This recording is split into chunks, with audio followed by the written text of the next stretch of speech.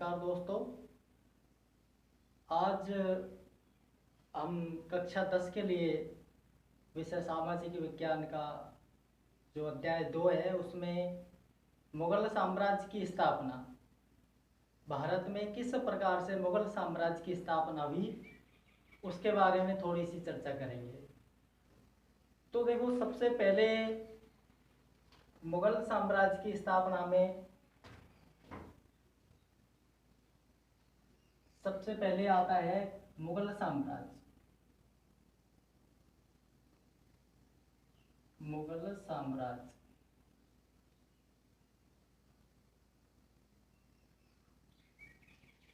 मुगल साम्राज्य सबसे पहले 1526 ईस्वी में 1526 ईस्वी में मुगल साम्राज्य की स्थापना हुई। अब इसको मुगल साम्राज्य को समझने के लिए हमें एक कदम पीछे हटना पड़ेगा थोड़ा सा, क्योंकि हम कोई भी काम करते हैं, गाड़ी को भी ऊपर चढ़ाई में चढ़ाते हैं, नहीं चढ़ती है तो उसको थोड़ा बैक लेके थोड़ी सी हल्की सी रेस लेके और फिर जोर लगा के चढ़ाया जाता है। तो हमको भी मुगल साम्राज्य से एक कदम पीछे चलना पड़ेगा। क्या कारण रहा मुगल साम्राज्य का कि किस प्रकार से भारत में मुगलों ने अपने साम्राज्य की नींव डाली। तो उसके लिए देखो, सबसे पहले क्या आता है, मुगल साम्राज्य से पहले भारत में था लोधी वंश का शासन। लोधी वंश का शासक था और इसके जो शासक थे, लोधी वंश की स्थापना करने वाले शासक थे बहलोल लोधी। बहलोल लोधी जो कि लोधी वंश के पहले शासक थे। इसके बाद में इस वंश के दूसरे शासक हुए, ये पहले शासक थे लोधी वंश के, इसके बाद में दूसरे शासक हुए, इसमें ये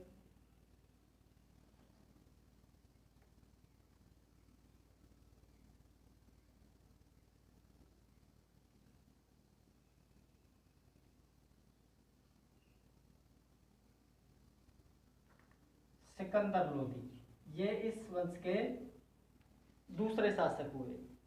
इन्होंने ही, सिकंदर लोधी ने ही 1506 ईस्वी में 1506 ईस्वी में आगरा शहर बसाया। कौन सा शहर बसाया? आगरा शहर की स्थापना की। आगरा शहर। चलो, इसके बाद में आते हैं, इसके बाद में इसका जो तीसरे नंबर का शासक था वो था इब्राहिम लोधी।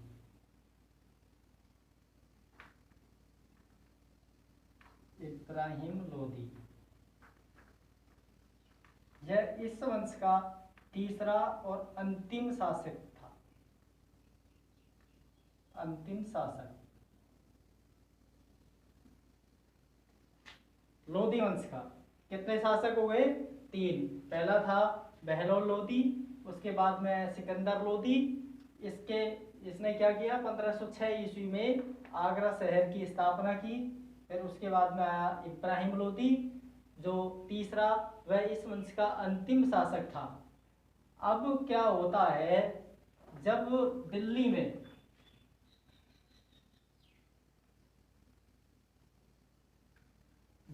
में इब्राहिम लोधी शासन करते थे, उस समय क्या था, पंजाब में एक सूबेदार था। पंजाब का सूबेदार था जिसका नाम था दौलत खां।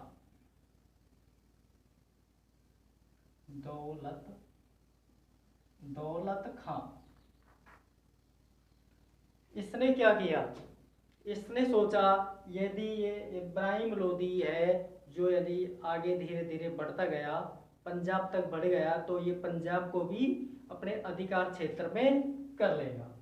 तो इसने एक योजना बनाई क्योंकि ये इससे जो दौलत खां था इब्राहिम लोदी से बराबर ही नहीं कर सकता था, तो इसने एक प्लान बनाया। और वो प्लान ये था कि इसको पता था उस समय अफगान प्रांत में,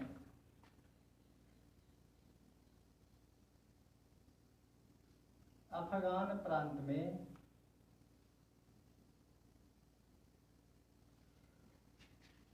जहीरुद्दीन मोहम्मद बाबर, जिसका जिसको हम बाबर के नाम से जानते हैं, उसका पूरा नाम था बाबर का पूरा नाम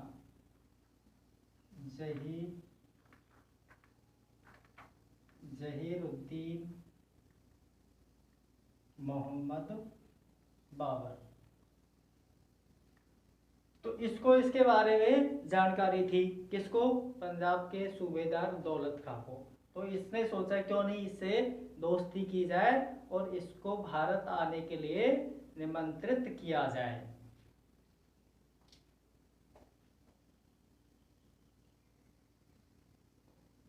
अब क्या होता है, इसके बाद में दौलत खां ने इसको जहीरुद्दीन मोहम्मद बाबर को भारत आने के लिए निमंत्रण भेजा और कहा कि आपका भारत में स्वागत है।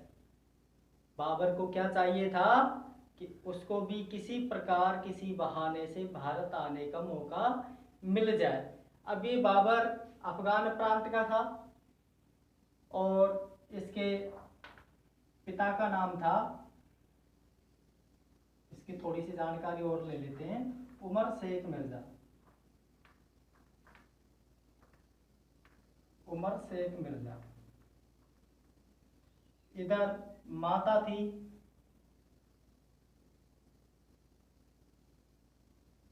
कुतुलुक निगार खां,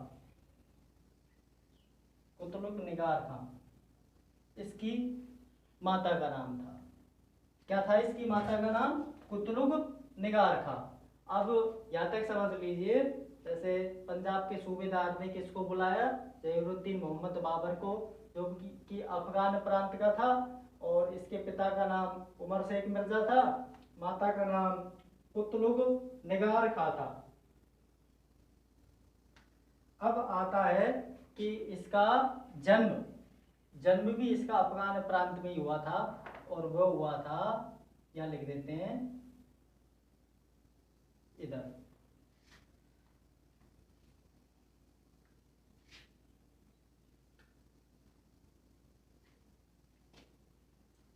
चौदह फरवरी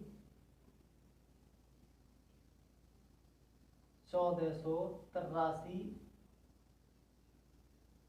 ईस्वी में। इसका जन्म हुआ था 14 फरवरी 1483 ईस्वी में। पंजाब के सूबेदार दौलत खां ने इसको भारत आने के लिए निमंत्रण दे दिया था पहले, और किसके लिए दिया था कि इसको इब्राहिम लोदी से युद्ध करवाया जाए, और जैसे ही इब्राहिम लोदी इसके द्वारा मारा जाएगा तो पंजाब के सूबेदार ने सोचा कि दिल्ली में मेरा अधिकार हो जाएगा इसकी बाबर की सहायता से। अब क्या होता है देखो, जैसे ही बाबर भारत आता है, और भारत आने से पहले जो ये इब्राहिम लोदी था, इसका सामना बाबर से पहले इसका सामना मेवाड़ के महाराणा सांगा से होता है। महाराणा सांगा से होता है, और किस जगह पर होता है? खतौली नामक जगह पर खतौली का युद्ध दोनों के मध्य हुआ था। इब्राहिम लोदी और जो ये था मेवाड़ का महाराणा सांगा, खतौली का युद्ध हुआ था दोनों के मध्य। अब क्या होता है, इसके बाद में जैसे ही बाबर भारत आता है तो क्या होता है, दोनों के मध्य पानीपत का प्रथम युद्ध लड़ा जाता है। पानीपत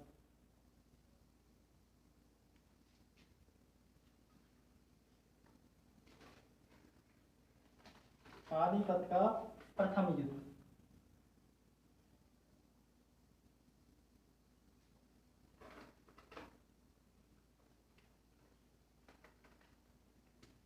और ये कब लड़ा जाता है? 1526 ईस्वी में।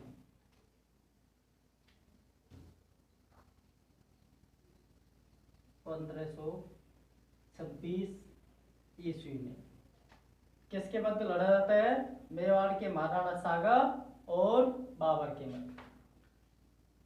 यहां लिख देते हैं, सांगा व बाबर के।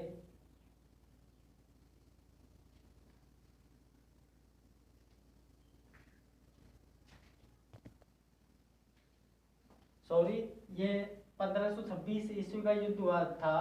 ये इब्राहिम लोदी और बाबर के मध्य हुआ था। सांगा को हटा देते हैं, सांगा के साथ में इसका अगला युद्ध हुआ। और ये कब हुआ था? 21 अप्रैल, सन भी लिख लेते हैं इसकी, 21 अप्रैल। 21 अप्रैल को 21 अप्रैल 1526 ईस्वी को बाबर और इब्राहिम लोदी के मध्य, इब्राहिम लोदी के मध्य युद्ध हुआ था, जिसमें इब्राहिम लोदी की हार हुई और इब्राहिम लोदी मारा गया। और यह लोदी वंश का अंतिम शासक था। अब इसके बाद में क्या होता है? 1526 में हुआ था। इसके बाद में आता है खानवा का युद्ध। खानवा का युद्ध ये भी बाबर और महाराणा सांगा के मध्य हुआ था। बाबर और महाराणा सांगा के मध्य ये युद्ध हुआ था। ये हुआ था 1527 ईस्वी। 1527 ईस्वी। अब देखो इसमें क्या हुआ। अब ये खानवा किस जगह पड़ता है? खानवा आगरा से 40 किलोमीटर दूर भरतपुर जिले की रूपबास तहसील में पड़ता है, यानी कि बयाना के पास में। जो बयाना से थोड़ी आगे आगरा वाला रूट आता है, वहाँ पर ये खानवा पड़ता है। तो ये भी बहुत ही भीषण युद्ध हुआ था। और इस युद्ध में, इस युद्ध के होने से भी पहले एक बात और याद आ जाती है कि इस युद्ध के होने से पहले महाराणा सांगा और बाबर का सामना बयाना के मैदान में भी हुआ था। वहां पर बाबर की सेना बयाना के मैदान में राणा सांगा की सेना को देखकर बाबर की सेना घबरा गई थी और उन्होंने युद्ध करने से मना कर दिया था कि हम बाबर महाराणा सांगा की सेना के साथ में युद्ध नहीं करेंगे, क्योंकि उनकी विशालकाय सेना को देखकर उनके सैनिक डर गए थे। सैनिकों की ये दशा देखकर बाबर ने एक चाल चली कि चलो ठीक है, हम युद्ध नहीं करेंगे। और ये कहते ही राणा सांगा अपनी सेना को बयाना से वापिस राजस्थान मेवाड़ की तरफ लेकर चल दिए। जैसे ही बाबर बयाना से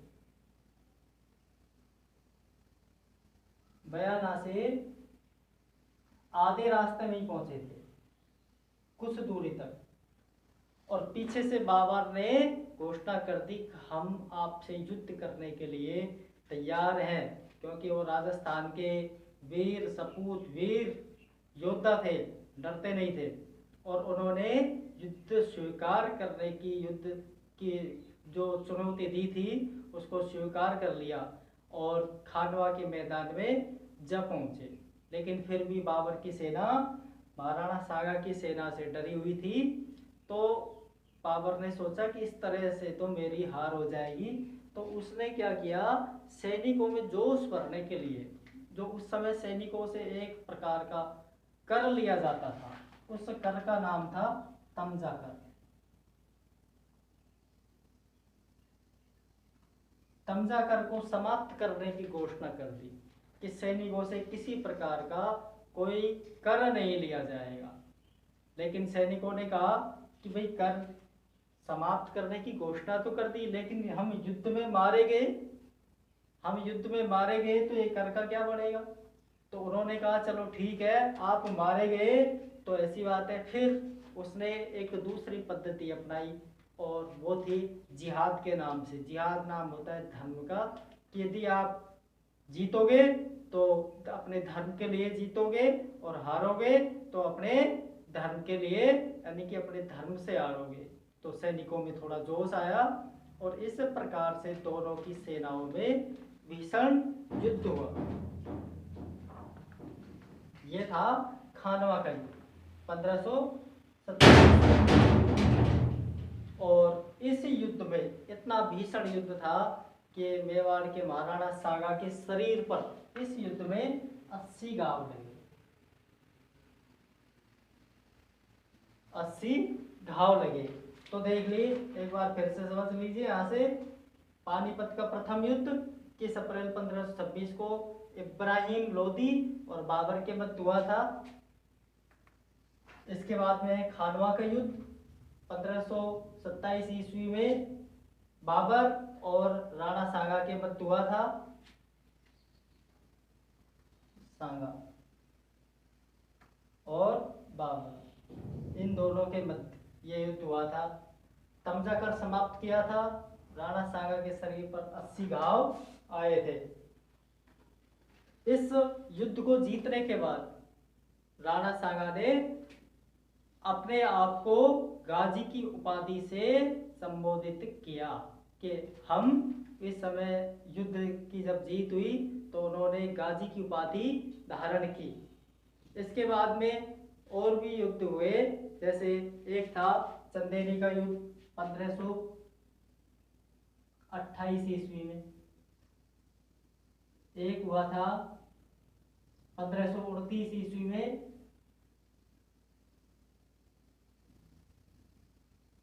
घाघरा का युद्ध।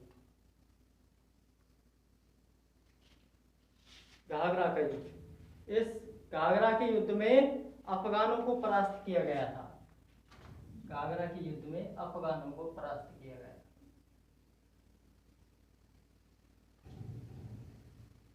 इस प्रकार से बाबर ने अपने जीवन में कई युद्ध किए और अंत में जाकर 26 दिसंबर